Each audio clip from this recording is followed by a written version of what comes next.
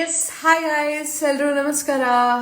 Okay, ನಾನು recent ಆಗಿ ಒಂದು ಶಾಂಪೂ ಪರ್ಚೇಸ್ ಮಾಡಿದೆ. ಐ ವಾಸ್ ಹ್ಯಾಪಿ ಅಂತ ಹೇಳಿದೆ. ಸೊ ಅಫ್ಕೋರ್ಸ್ ನಾನು ತಗೊಂಡ ನಂತರ ಎಲ್ಲಾ ಕಡೆ ಪ್ರತಿಯೊಂದು ಫೀಡ್ಸ್, ಬಹುಶಃ ಇನ್ಸ್ಟಾಗ್ರಾಮ್ ಆಗಿರ್ಬೋದು ಅಥವಾ ಫೇಸ್ಬುಕ್ ಆಗಿರ್ಬೋದು, ಎಲ್ಲಿ ನೋಡಿದ್ರು ಅದೇ ಆಡ್ ಕಾಣಿಸ್ತಾ ಇದೆ. ಟ್ರಸ್ಟ್ ಮೀ, ಯಾವ ಆಡ್ ನೋಡು ತರಿಸಿರ್ಲಿಲ್ಲ. 10 ವರ್ಷದಿಂದ ಒಬ್ರೇ ಒಬ್ರು ಹೇರ್ ಸ್ಟೈಲಿಸ್ಟ್ ಇದ್ರು, ಅವರು ನನ್ನ ಹೇರ್ ನ ಮೇಂಟೈನ್ ಮಾಡ್ತಾ ಇದ್ರು. ಬಟ್ ರೀಸೆಂಟ್ ಆಗಿ ಒಂದ್ ಸ್ವಲ್ಪ ಬೇರೆ ಏನೋ ಟ್ರೈ ಮಾಡೋಣ ಅಂತ ಬೇರೆ ಕಡೆ ಹೋದೆ. ಅವ್ರು ಎಷ್ಟು ಚೆನ್ನಾಗಿ ಮಾಡಿದ್ರು ಅಂತಂದ್ರೆ, ನಾನು ಲಿಟ್ರಲಿ ಈ ಕೆಳಗಿನ ಕೂದಲೇನಿದೆ ಇದು ಫುಲ್ ಡ್ರೈ ಆಗಿ ನನಗೆ ಲಿಟ್ರಲಿ ಅದನ್ನ ಮುಟ್ಟಕ್ಕೂ ಮನ್ಸಾಗ್ತಿರ್ಲಿಲ್ಲ, ಅಷ್ಟು ರಫ್ನೆಸ್ ಇತ್ತು. ಸರಿ, ಮತ್ತೆ ಕೇಳ್ದೆ ಏನ್ ಮಾಡ್ಬೋದು ಅಂತ.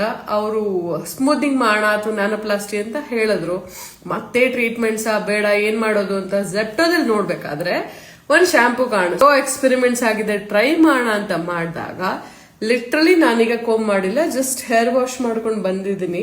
ಡ್ಯಾಂಪ್ನೆಸ್ ನಿಮ್ಗೆ ಕಾಣಿಸ್ಬೋದು. ಸೊ ಈಗೇನ್ ನಾನು ಹಿಂಗೆ ನನ್ನ ಫಿಂಗರ್ ರೋಲ್ ಔಟ್ ಮಾಡ್ತಾ ಇದ್ದೀನಿ, ದೇವ್ರಾಣೆ ಅದು ಆಗ್ತಾ ಇರ್ಲಿಲ್ಲ. It was very irritative and bad hair day ಅಂದಿದ ತಕ್ಷಣ ಹೆಣ್ಮಕ್ಳು ಮೂಡ್ ಸ್ವಿಂಗ್ಸ್ ಖಂಡಿತವಾಗ್ಲೂ ನಿಮ್ಗೆ ಗೊತ್ತಿರುತ್ತೆ. So yes I am showing you that shampoo. So it is Pilgrim ನ ಸ್ಮೂತ್ನಿಂಗ್ ಶಾಂಪೂ, ಕೆರಾಟಿನ್ ಅಂತಿದೆ. ಅಂಡ್ ಇದ್ರಲ್ಲಿ ಏನೇನಿದೆಯೋ ನನಗೆ ಗೊತ್ತಿಲ್ಲ, ನಾನು ಅಷ್ಟೆಲ್ಲ ತಲೆ ಕೆಡಿಸ್ಕೊಳಕ್ ಹೋಗಲ್ಲ.